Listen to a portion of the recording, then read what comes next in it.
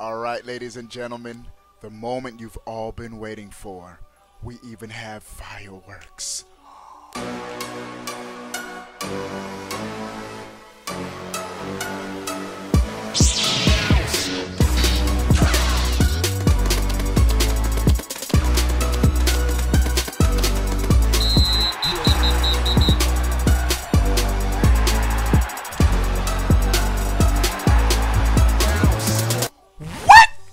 Going on, everybody? How are y'all doing? Before we get started with this video, give it a thumbs up. Let's get it over 300 likes, boy. All right, let's get to it.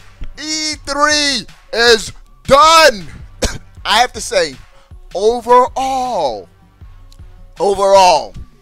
this E3 wasn't that good. It wasn't that good, bruh. But there were some gems, some highlights, some dope conferences Nintendo delivered. So, for this video, the annual OBE1plays 2019 E3 Awards. We have some categories, so let's dish it out. First, the first category is Most Improved. And the Most Improved award for 2019 is Square Enix. Square's E3 delivered from beginning to end, bro. They started off with Final Fantasy. They ended it with Marvel Avengers. Square's, this was the first non-Nintendo conference, the only non-Nintendo conference that truly had me hyped. Final Fantasy VII, giving me a reason. Oh, it's my PlayStation 4 Pro. My son took it. It's not in my gaming room. To dust off my PlayStation 4 Pro. Avengers, gonna be a day one buy on my Xbox One X.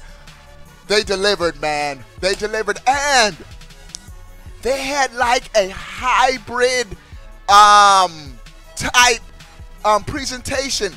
It was a direct and live at the same time. Direct where the games were back to back to back, and they had on stage live presenters. And so Square Enix gets the Most Improved award. Why?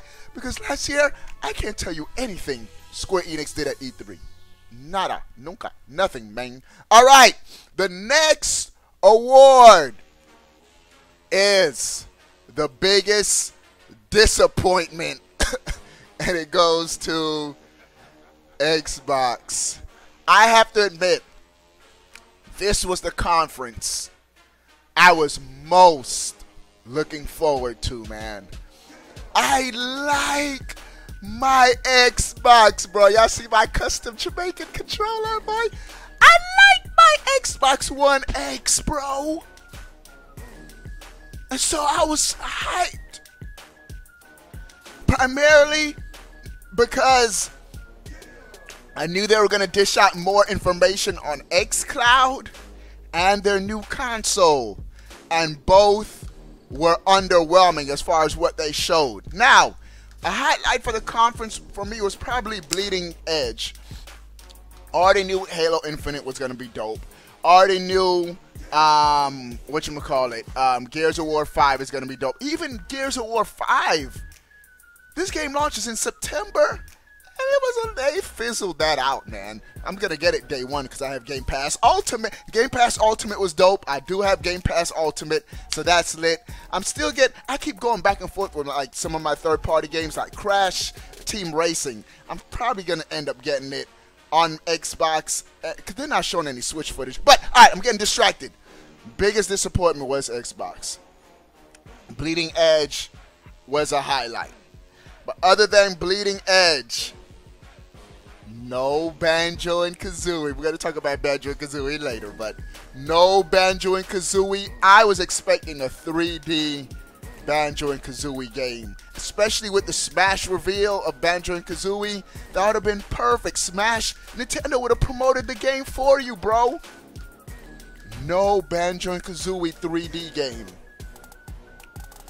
No Fable 4. Oh, of all the biggest omissions, the fact that they didn't show anything on Fable 4, huge letdown. That was the game I was most looking forward to see at Microsoft's conference. No Fable 4, bro. We know the game is in development, Xbox. That's the worst kept secret. Also, what about games like Tunic, bro? Oh, I gotta show y'all Tunic. Tunic was like a their Zelda type game. They showed it at last year's E3 and absolutely nothing this year. Here's Tunic, bro. So y'all can see it. Nothing on this game. Tunic is if Star Fox and Zelda had a baby. And they didn't show anything on Tunic this year. What's going on? I'm gonna tweet them after this video. Follow me on Twitter at OBE1plays. What happened to Tunic? When is this game coming out, Xbox? And so no Tunic, no Fable 4, and bro, Google Stadia is launching. We know the price, we know games, we know all that. Even though with xCloud, we don't need to know the games. It's all the games they showed. So Xbox is going to beat Stadia as far as games, the game offering, because they have more exclusives, more studios. That's not even debatable. But price, what's going to be the price? And that's the biggest thing, the price. They didn't go into more detail with Stadia. They're probably going to do it closer to launch. They have to do it closer to launch. But I wanted them to go into more detail with xCloud, even though for what I'm hearing, people who actually played the xCloud streaming at E3, they were blown away. They were playing it on like the Samsung Galaxy S10, and it was legit, the real deal. Shout out to Oli, the homie Oli. He went to E3 and he told me about it. And their new console. Part of me is I understand. Part of me is I wanted more. I understand it's over a year out before the console launched, and they don't want to give too much out because it gives Sony time to adjust PlayStation 5 and all that. But at the same time, bro, they told us the general specs, but didn't go into detail. No console design, no controller, none of that. No specifics with the next gen Xbox, codename Scarlet. So Microsoft's E3 was the biggest disappointment. Next award, Best Games. This is plural because there were a couple of games that I have to give this award to. One, this Marvel Avengers game. The only letdown with this reveal is they got the B team, bro. These are not the real actors. Hey, the real actors are above their pay grade. But this game is looking lit, bro. Wait till they show gameplay. Oh my goodness. Bro, this is a day one buy on my X, bro. And it's launching sooner than I anticipated. I thought this was gonna launch this is like a next gen 2021, 2022 after the new consoles come out. No, May 2020, bro. And so day one, Marvel Avengers. Another game of the show has to be Final Fantasy VII. Square Enix delivered, bro. Low key, Sony made their presence known without even being at E3. The fact that this was announced just for PlayStation, this is huge for Sony, bro. I don't know if it's going to be it has to be a console launch exclusive and eventually come out on the other systems. But the fact that only a PlayStation logo was shown attached to this game, Sony's like, we good. We don't need to show up. Final Fantasy VII, one of the best games shown. And so this game, Avengers, was straight fire. Another best game of E3, Link's Awakening. Beautiful, bruh. Beautiful. Can't wait to play this game. Also, Jedi Fallen Order.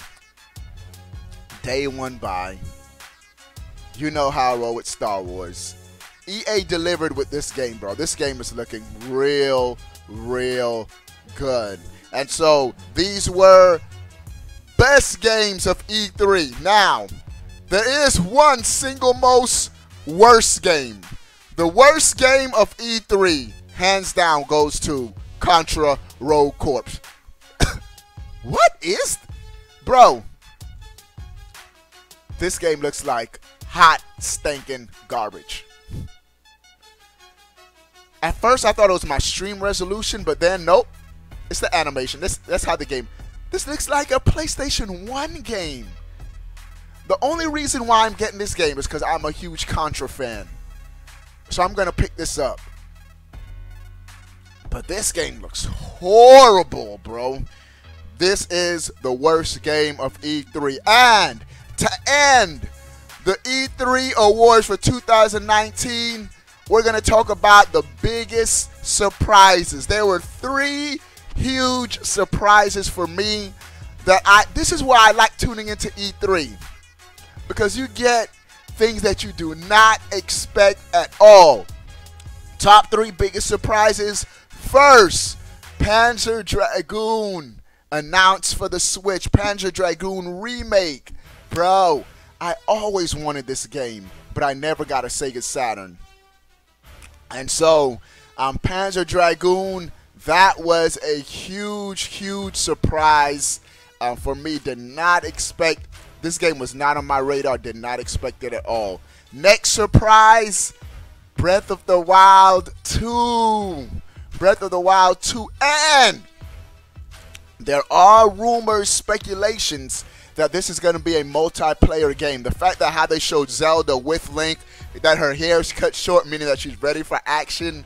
It's being rumored that, and I think Enuma teased it during the Treehouse, that Breath of the Wild 2 could have multiplayer for the first time in a Zelda game. And so, Breath of the Wild 2, and there's new reports also coming in that it's going to be set in the same world as Breath of the Wild, which no complaints. The world was huge, massive, awesome. They're probably just going to remake the elements, have different locations or whatnot.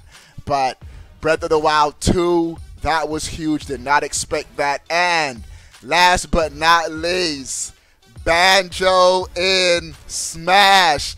I wanted it, but I didn't think Nintendo would have allowed now an Xbox exclusive character in Smash. But Xbox and Nintendo have been buddy-buddy.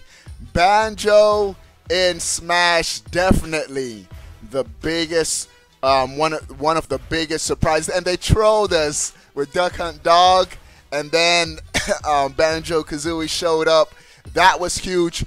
Xbox, it's a crime what y'all doing with y'all rare IPs, bro. Give us a 3D Banjo-Kazooie game. And so, those were my E3 awards for 2019.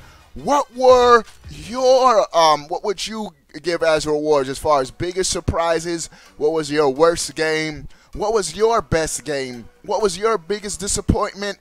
And what was your most improved conference of 2019? All right, dudes, sound off in the comment section below. I want to know.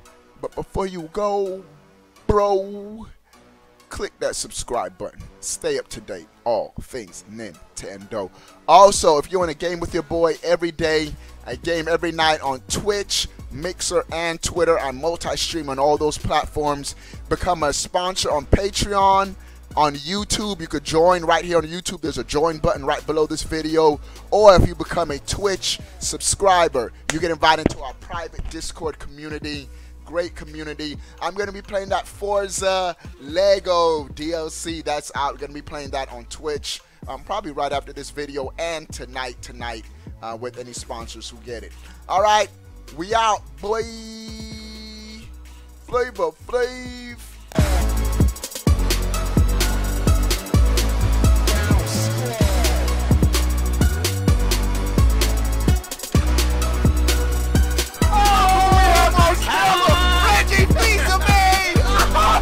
And the Oscar goes to, oh yuck, a bear.